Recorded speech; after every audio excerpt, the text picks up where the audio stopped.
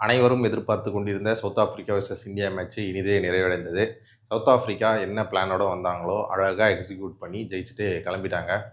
நம்ம பசங்களுக்கு என்ன சொல்றது? ஆணவத்துல ஆடாதீங்கடா, ஆணவத்துல ஆடாதீங்கன்னு கேட்குறானுங்களா?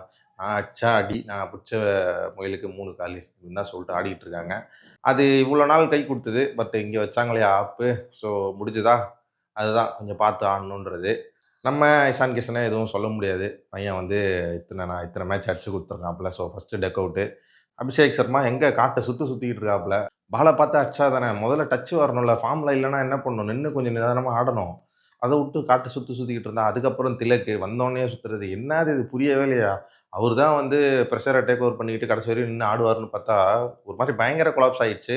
5த் டவுன்ல பாண்டியா வந்திருக்க வேண்டியது. அங்கேயும் பார்த்தீங்கன்னா, வாஷிங்டன இறக்கி விட்டாங்க. வாஷிங்டன முதல்ல எடுத்ததுக்கே பயங்கர கான்ட்ரோவர்சி போயிட்டு இருக்குது. அக்ஸார எடுக்காம, வைஸ் கேப்டன் எடுக்காம எதுக்கு வாஷிங்டன எடுத்து வச்சிருக்கீங்கன்னு சொல்லிட்டு. நம்ம பையன் தான். என்ன பண்றது? பிரஷரான சிச்சுவேஷன் ஹேண்டில் பண்ண முடியலல்ல. இப்ப மேட்ச் போயிடுச்சுல்ல. அவங்களுக்கும் அதே 3 விக்கெட் தான் கன்டினியூஸா போச்சு. நம்மளுக்கும் அப்படிதான் போச்சு. பட் ஆனா அவங்க நின்னு ஆடலையா? ஸோ அந்த மாரி பண்ணியிருக்கணும்ல. எக்ஸ்பீரியன்ஸான ஆள இறக்கி விட்டா தானே. தூபே இருக்காப்புல, பாண்டியா இருக்காப்புல. ரொம்ப வருத்தத்திற்குரிய ஒரு விஷயம் தான் இது. பட் என்ன பண்றது? இதுலேருந்து நம்ம டேக் டவுன் பண்ணிட்டு அடுத்த 2 மேட்ச் கன்ஃபார்மா ஜெயிச்சே ஆவணும். வெஸ்ட் இண்டீஸ் மேட்ச் இப்ப தான் பார்த்தேன். 246 என்னமோ பண்ணிட்டு இருக்கானுங்க. என்ன நடக்க போகுதுன்னு தெரியல. கடைசியா எப்படியோ சவுத் ஆப்பிரிக்காவுக்கு கங்ராச்சுலேஷன்ஸ். ஆனா ஃபைனல் தோத்ததுக்கு இப்ப வந்து ஒரு ஆஃப் ரிவெஞ்ச் குடுத்த மாரி இருந்தது. அதுவும் மில்லர் அடிச்சு குடுத்தது வந்து பார்க்கறதுக்கே அவ்வளோ அருமையா இருந்தது. இந்தியன் ஃபேனா இருந்தாலும் அங்கேயும் நம்ம பாராட்டி தானே ஆவணும்.